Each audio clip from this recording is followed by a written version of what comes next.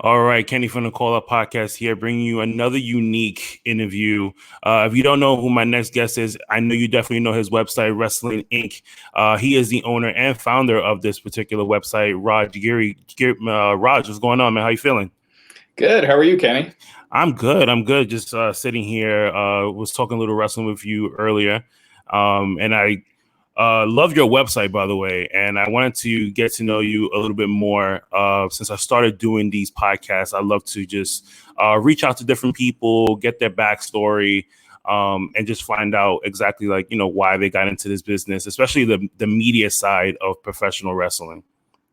Sure. Yeah. Yeah. Well, yeah. Thanks for having me. And yeah, I don't know where do you want me to start? So, going in, doing some research about you, when you started Wrestling Inc., it actually started off as a hobby, right? Right. And Yeah. I started doing this show as a hobby as well. So, I wanted to know, like, when did you realize like this was something that you can like legitimately make money from and like turned it into a business? Right. Well, it was '96 when I first started getting into the internet, Hmm. and I had made a wrestling site uh, off of GeoCities, Hmm. which was they gave out free sites back then. Um, and then as far as getting the Wrestling Inc. domain and getting that going, that was in '97. Gosh, it probably was a few years before I felt like, even then, I always kept a second job. I had owned a couple other websites that were Hmm. doing well, so those were kind of like my primary job, and this was more on the side. It's probably been, yeah, the last 10 years where I've really been, it's just been my only thing. So when you started it off, it was just mostly just you leaving like your opinions on like Monday Night Raw and like WCW and all this other stuff. Like how hard was it like when you decided to make this into a business to like maybe change your format a little bit and started to report more news rather than like your opinions on like on results and stuff? Probably, I mean, the first year, Hmm. when I first started it, yeah, that's what it was mostly just my, my feedback and things like that. And then once I started the Wrestling Inc., site, Hmm. I had been doing news. I started doing some news, before that. But once I started the Wrestling Inc. site, that's when I started to do some interviews, uh, get some contacts, and just kind of focusing more on a news site as opposed to opinion. Right. I know, like for myself, I've spoken to like other like podcasters and people who, wanted to get into like the media side of professional wrestling, and like one of the things that they always say is like how hard it is to like land these interviews with a lot of talent. Like how hard was it for you to like say land somebody say from like WWE or like other major companies?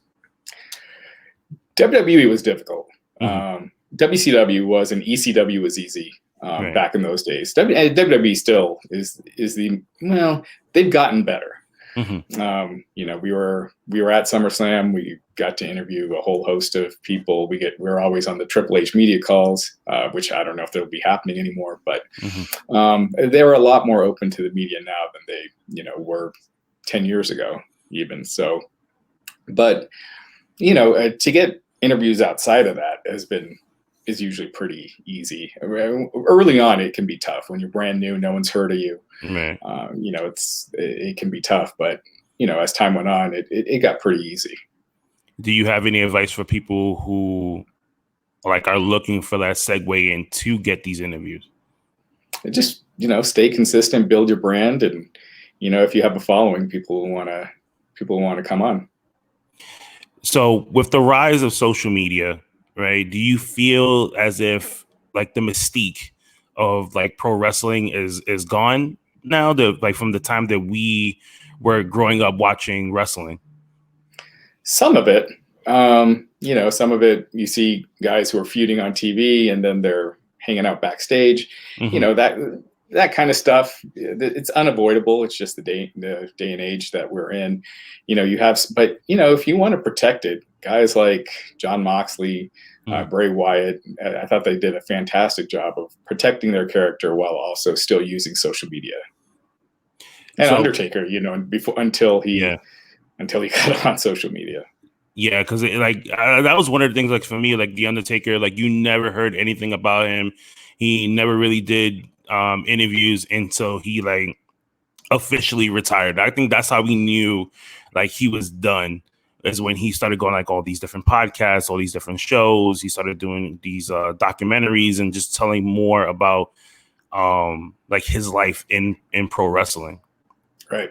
Yeah. No. Absolutely. And it would always be a big deal when Mhm. people would put pictures online of him out of character, just getting coffee, and people would be like, "Oh, that's so cool." Where it's hard to do that now. Right. So with Wrestling Inc., when you guys are looking at like news articles and stuff like that, like people send you stuff all the time, like what is a process that you guys go through as far as like making sure like this is like a legit like news source, like something that you don't want to report false information, so you want to make sure that it's correct. Yeah, I mean, if it's our own exclusive, we always make Hmm. sure to get it confirmed by a second source, Hmm. and so that's why there'd be a lot more, but because we always go try to get that second source, Hmm. we lose a lot of exclusives that end up becoming true. As far as the news from other news sources, we only have a small amount that we do use who have a proven track record. If someone else starts creating a proven track record, then we'll look at it. But usually we don't go outside of that as far as news stories go.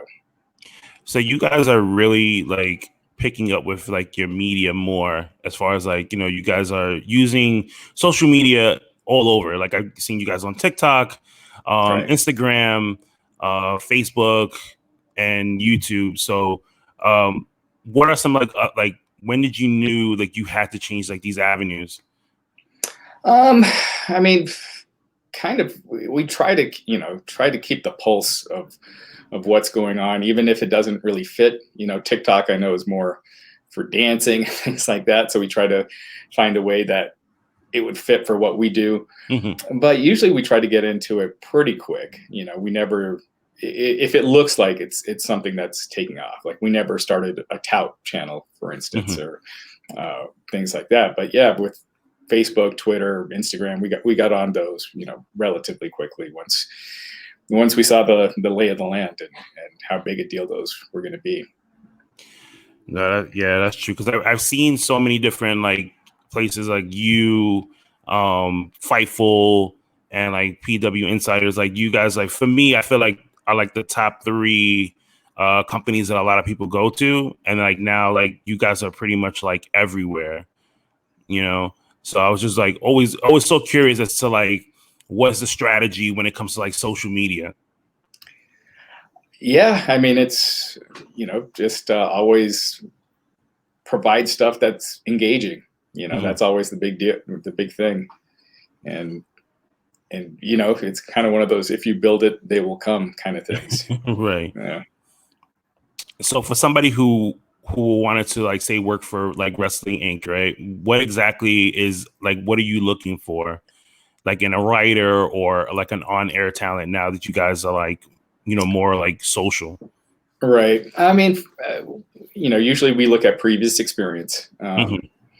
and just and if they have the previous experience, just if we have a spot where they were fit in, and if Hmm. they do, usually we'll do some sort of tryout just to see if this is the right fit, whether it's a podcaster or someone for video or for the website.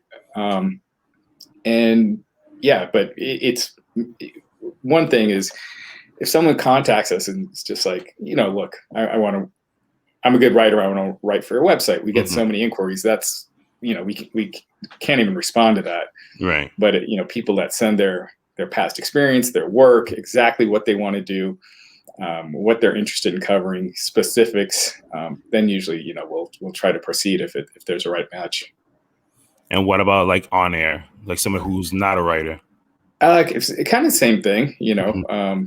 experience. I mean, right now we kind of have our lineups pretty Hmm. complete, but when people contact us, we do kind of have a list of men and women who, if someone can't do a show, or if we need a substitute, we'll kind of bring them on, and then if there's ever an opening, kind of bring them on that way. Okay, well, that's good. That's good information for people who are listening to this who are wondering, because I know, like for me, I've been doing this show for like close to a year now. It's like next month will make a year, and sometimes people ask me, especially like when I have a lot of interviews like on the show, it's like, how do you get these people, or like what steps do you need to take? So that's why I love interacting with people like you, where like those questions I could just relay it to you and just say like, hey, this is what somebody's asking me. What can you tell them? Right. Yeah. So last question before I let you go. AEW, they have been like on the rise for the last year. Are you surprised with the fan base that they're getting and how popular they're getting now, and like where do you see them going like in the future? Not really right now, just because they have been so talent friendly that you could see why a lot of people want to sign there. Right. And so with that, then you start getting your CM Punks and your Bryan Danielsons and things like that. Yeah, I mean, I just think, I thought their Dynamite last night was one of the best shows they've done to date. There's things I've been critical of AEW about in the past, and I felt like last night's show had hardly any of it. The one thing that I wish they wouldn't always do so many crazy moves and then kick out at 2. I feel like it's overdone a bit, but outside of that, everything else was, I thought pretty perfect for that show. So yeah, I think just keep riding that momentum. I think they're bringing in new talent, and every time they do, I feel like there's more and more of a spark, and people are seeing like this is the place everyone wants to go. And if they continue that, it could be a dogfight in a year. Maybe even sooner. I mean, already you're seeing in the main demo, they're not that far apart, and there are a couple of weeks where AEW has beaten Raw. So it's and granted, Raw is against Monday Night Football, but advertisers, when they're and TV execs, when they're looking and they see a company saying this is what the rating we do with this demo, this is the rating our competition does, they're probably not going in be like, well, this was up against this and this was this that night. They kind of look at it more collectively. So yeah, it's going to be, I mean, this is a really interesting fall. It's one of the most interesting times since WCW went under that we've seen. Yeah, because like right now their demos is pretty high. Like they are like teens, early adulthood, and like a little going like I'll say like towards like their 40s. Do you see like AEW ever going kid friendly, like the way WWE is? No, I don't see it. I think then you kind of fall into the trap of not delivering what your base wants, and their base, they'll buy those action figures. They don't need to sell the 5-10-year-olds. Their base is going and getting those, and they're selling well. So I think they should just stick with the 18 to 49, and it's been getting them to the dance. What do you feel that's like WWE is lacking of currently? I mean, there's several things. One is that organic feel. I feel like if you look at AEW, their production values, it looks still like a major event, but it doesn't look like a video game. Like they don't have LEDs all over the place on the ring posts, whereas WWE, I think it's overproduced. They've got too much of that. It's hard to feel organic. The promos where you're not allowed to kind of be your own character and say what you want to say, I think that hurts it a lot. I mean, if you watch NXT, you could kind of, with this rebrand, you see that they're all doing the scripted promos and they're learning that style. And granted, they're all going to be very green, so it sounds like they're reciting a passage from a book. But I just think they need to get more back of that organic feel, make it more talent friendly, and yeah, really reward and make it a fun place to work. And I'm not saying it isn't completely, but I do think it doesn't allow talent to be as creative as maybe they'd want to be. Yeah, and that's one of the things that I've seen a lot of talent who's left the company or who have been let go, like afterwards, I guess when their compete clause is up, is that was one of the things that they said was like certain people said like I wasn't too comfortable there or I felt like I was being held down. And that's like a cycle that I've been seeing more and more now, and it's been discussed online. So hopefully, with these changes now with AEW, the WWE will like make the proper changes, especially with NXT now that we seeing like these newer stars coming in. Yeah. I mean, we'll just have to wait and see. Right now, at least with the promos, it seems like they're not changing their way of thinking. So we'll see. Well, Raj, thank you for for taking the time out to coming on here and giving us some good advice and talking a little bit of wrestling with me. For anybody who wants to get in contact with you, where can they find you on social media? On social media, I'm on Twitter, Raj Giri _303, or at Wrestling Inc. You can follow us there. And on all the major social media at Wrestling Inc. You'll find us there. So, and always check out wrestlinginc.com. Raj, thank you so much for coming on. And all right, you have